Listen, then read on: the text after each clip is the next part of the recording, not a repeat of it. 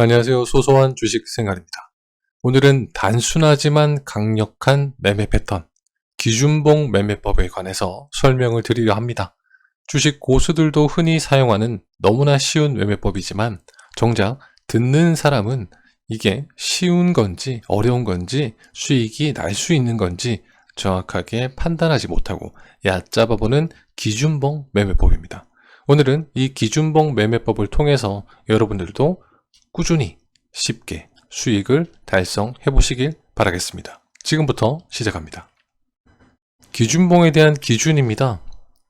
첫 번째는 시가와 종가, 몸통의 크기가 20% 이상인 장대 양봉이어야만 합니다. 두 번째는 거래량 또는 거래대금이 신고가 또는 3개월 이상의 신고가인 거래량과 거래대금이 중요합니다. 세 번째입니다. 이 기준봉이 발생했을 때 거래대금은 당일 300억 이상의 거래대금이 유입되면 좋습니다. 네 번째는 장기 이동 평균선입니다. 즉 121선인데요. 이 121선 위쪽에서 출현하는 장대 양봉, 즉 기준봉의 출현이 굉장히 중요합니다. 이제 내용들을 자세히 한번 살펴보도록 하겠습니다. 시가와 종가, 몸통의 크기가 20% 이상이어야만 한다. 장대 양봉의 출현, 이 장대 양봉의 크기는 시가와 종가까지 몸통의 크기가 20% 정도의 몸통을 이루어야만 합니다. 자, 수급의 유입, 거래량, 거래대금의 증가를 확인했지만 윗꼬리가 길게 달려 상승률을 다 반납했다면 강한 매수세의 의미보다는 개미들을 털기 위한 매도 세력이 일시적으로 들어왔다고 판단하기 때문에 매매 진행 시 위험성이 존재합니다. 그래서 장대 양봉의 형태 또는 짧은 윗꼬리는 상관이 없지만 몸통의 크기를 만족해주지만 긴 윗꼬리가 있다면 매매를 진행하지 않습니다. 또한 보통 15% 이상의 종목을 선정하기도 하지만 안전한 매매 그리고 종목 수 관리 차원에서 20% 이상의 양봉으로 마감된 종목을 대상으로만 매매를 진행할 겁니다. 두 번째입니다.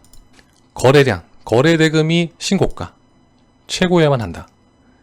또는 3개월 이상 신고가의 조건을 만족해야만 합니다. 과거 300억 이상 거래량, 거래대금이 터질 때 그리고 거래량, 거래대금이 적었을 때와 비교해서 최근 수급이 과거보다 월등하게 들어오면 우리는 해당 종목에 관심을 가져 봄직합니다.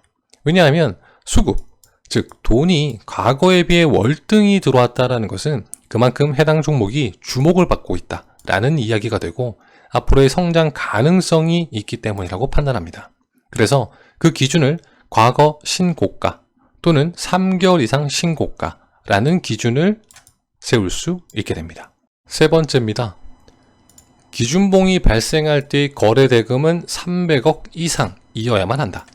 300억을 기준으로 잡은 이유는 보통 개인들이 쉽게 움직일 수 있는 돈이 아니기 때문입니다. 주식은 수급, 즉 돈에 의해서 움직임을 가져가기 때문에 300억 이상이나 되는 거래대금이 들어왔다라는 의미 자체는 누군가 그 종목을 움직이기 위해서 시장의 주목을 받으면서까지 자금을 투입했다라는 큰 의미가 있습니다. 왜 300억 이상의 거래대금이 발생했는지에 대해서 잘 생각해 봐야만 합니다. 이때는 호재를 찾아보는 시간이 될 겁니다. 마지막으로 장기 이동평균선 중 121선만 사용을 하게 됩니다. 장대 양봉의 출현, 기준봉이 출현했을 때 121선 위쪽에서 출현을 해야만 합니다. 조건이 만족하더라도 절대 매매하면 안 되는 종목이 121선 위에서 발생하는 기준봉이 아닌 아래쪽에서 조건이 해당되면서 출현을 했다면 절대 매매를 하지 않습니다. 모든 이평선의 기준 중에서 6개월에 대한 의미를 중요하게 생각하는데요.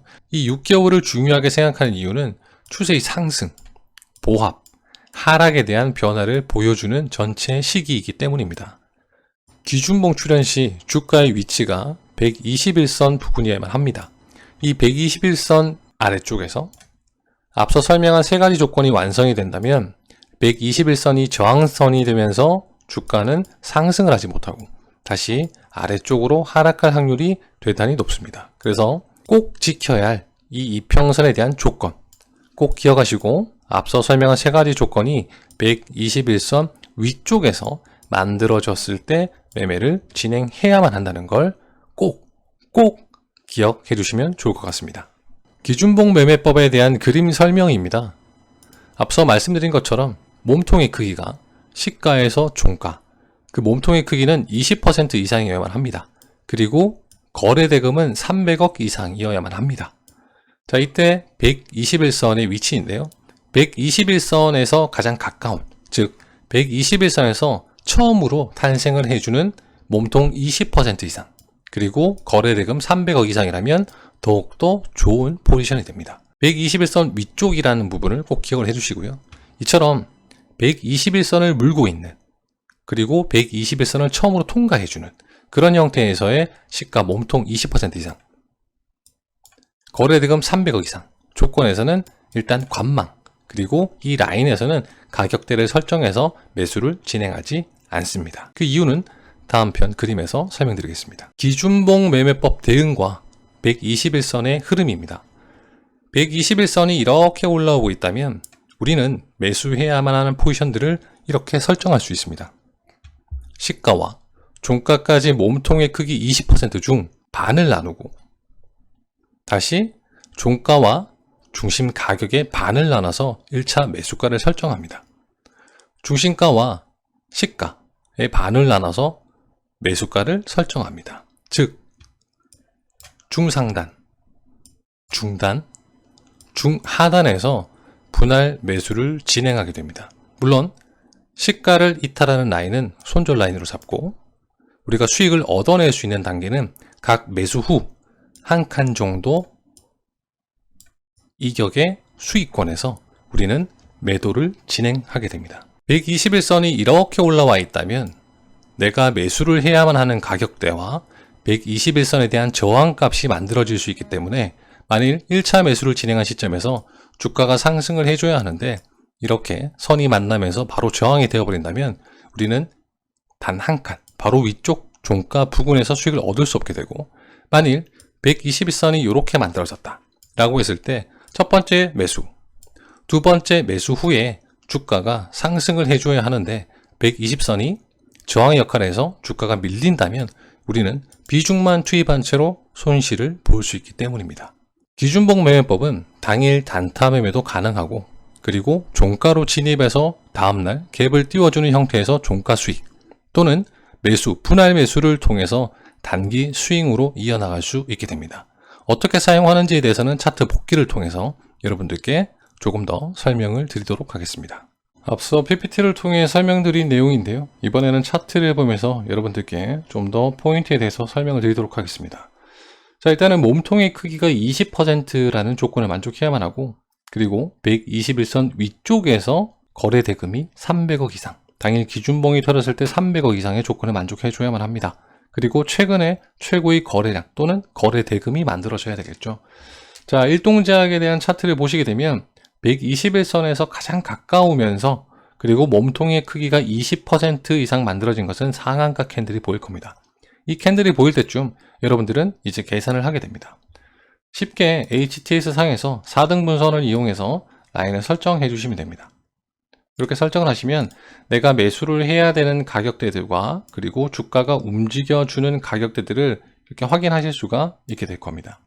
어떤 가격대에 다다를 때쯤 매수를 해야만 하고, 여기서 첫 번째 매수를 진행을 했다면 다음에 종가에서 그 다음날 갭을 띄워준 형태 내에서 수익을 얻어낼 수 있는 가격대가 만들어집니다. 만일 종가 부근쯤에서 가격대 또는 매수세가 보이는 형태를 보면서 매수를 했다면 대략적인 가격대들은 이렇게 이루어질 것이고요.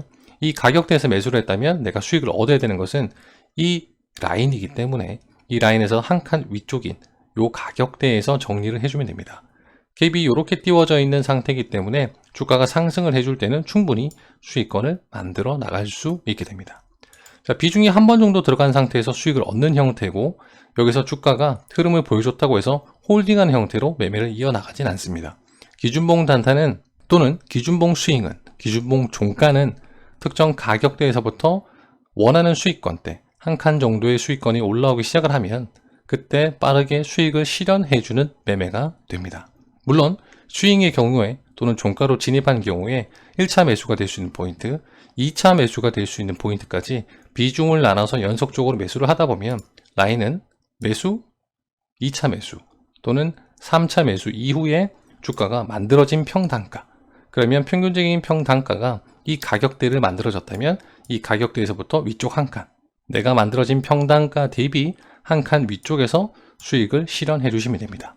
그러면 총 3번 비중 매수를 통해서 수익을 얻어내실 수가 있게 됩니다.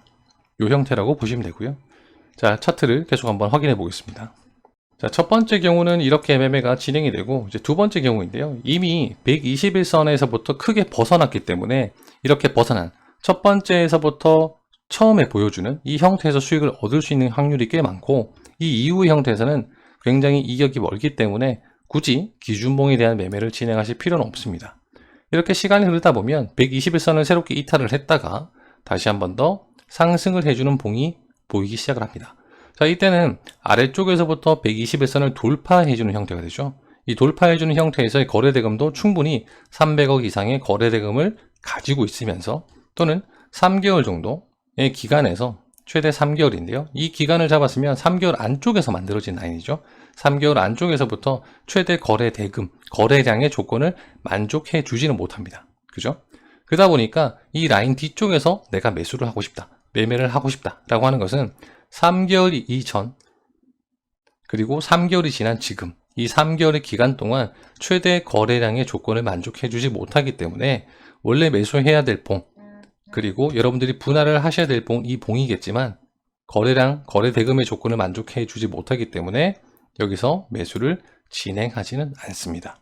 물론 수익이 날 수 있는 케이스가 만들어질 수 있지만 어떠한 기준을 확실하게 잡고 기준에 의한 매매를 이어나가는 게 여러분들이 주식을 오래도록 손실 없이 할 수 있는 방법이기 때문에 항상 기준을 지키면서 매매를 해 주셨으면 좋겠습니다. 자, 우리가 두 번째 볼 종목은 일동홀딩스라는 종목입니다. 이 또한 121선을 첫 번째로 통과해 주면서 몸통의 크기가 20%, 그러니까 시가에서부터 종가까지의 전체 몸통의 크기가 20%입니다. 얘는 시가 2.55% 그리고 종가 10.19이기 때문에 20%가 절대 될 수 없는 그런 몸통이 되겠죠. 역시나 윗골이 우리가 항상 조심해야 된다고 아까 설명드린 부분입니다. 자, 이런 형태를 지내다가 여기서부터 거래량이 올라오기 시작을 했고 최대 거래량으로서 주가가 올라와주는 모습이 보이긴 합니다. 3개월이니까요. 여기서부터 여기까지 기간을 포함을 한다면 3개월 기간 동안 121선을 돌파한 첫 번째 형태, 거래량 조건, 거래대금 조건을 만족을 해줘야만 하겠죠. 이때 거래대금 조건을 만족해 주지 못한다면 그때는 매매를 진행할 수가 없게 됩니다. 그러니까 거래대금이 300억이 돼야 된다라는 조건까지도 꼭 생각을 하셔야 되고요. 기준은 굉장히 까다로운데 기준이 까다롭기 때문에 내가 진입할 수 있는 종목, 진입하지 못하는 종목에 대한 관리가 확실히 나눠질 수 있습니다. 관리하기가 편하다. 그 대신 진입을 하게 되면 수익을 얻을 수밖에 없다라고 보시면 됩니다. 자, 이때도 충분한 거래량, 거래대금, 300억 이상의 거래대금이 들어왔다 라고 생각을 하죠. 자, 이때도 거래대금이 충분히 받쳐주는 형태라면 여러분들이 하셔야 될 것은 4등분입니다. 첫 번째, 121선을 돌파한 위쪽에서부터 거래대금까지 만족을 해줬기 때문에 만족해준 이 형태 내에서 4등분을 해준다. 자, 이렇게 4등분이 나눠져 있으면 여러분들은 매매를 진행하시면 됩니다. 웬만하면 가격은 정확하게 나눠주시고요. 이 가격대에서 첫 번째, 시가가 만들어지고 아래쪽으로 하락해서 다시 한 번 더 1차 매수가 된 상태로 수익을 충분히 안겨줬습니다. 내가 만일 이 가격대에서 매수를 진행했다면 여기 5% 이상의 수익을 충분히 얻어내실 수가 있고 돌파가 강하게 나온 형태까지 봤다면 큰 수익을 조금 더 얻어내실 수도 있을 겁니다. 자, 위쪽 구간에 닿았다고 해서 자, 상단 구간이기 때문에 매수를 해서 그 다음 올라왔기 때문에 또 종가로 한 번 더 이런 매매는 진행하지 않습니다. 항상 기준에 의한 매매만 진행하게 됩니다. 자, 이 라인이 충분히 만들어져서 수익권도 얻었고 다시 한 번 더 주가가 떨어져서 위쪽에서 여기는 이제 터치하는 모습들이 없습니다. 이렇게 올라가는 모습이기 때문에 자, 여기서도 또 써먹을 수 있지 않을까? 절대 사용하지 않는다. 왜? 121선을 첫 통과했다.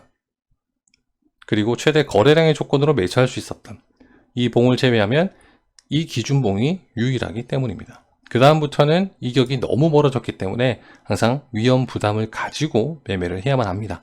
기준봉 매매도 강력하지만 아무데나 사용을 하게 되면 손실을 보실 수도 있게 됩니다.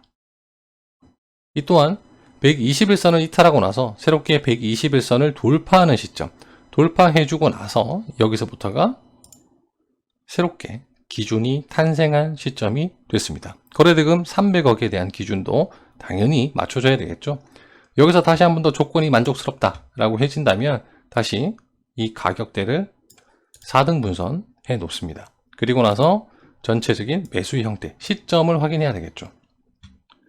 자, 첫째는 상단 구간, 둘째 날도 상단 구간, 셋째 날이 됐을 때 매수가 가능했던 시점, 첫 번째 매수가 가능한 시점이 있습니다.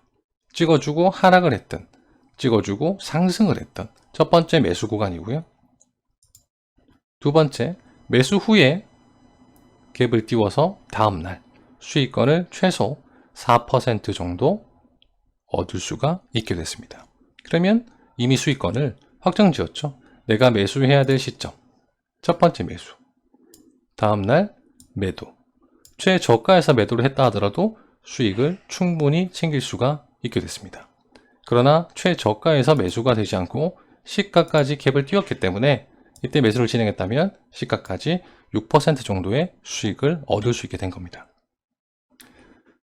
자, 이처럼 기준봉을 이용한 매매법은 기준봉을 단타로도 진행할 수 있고 기준봉을 종가로도 진행해서 다음날 수익을 얻을 수 있고 분할 매수를 진행하면서 단기 스윙으로도 수익을 얻을 수 있게 됩니다.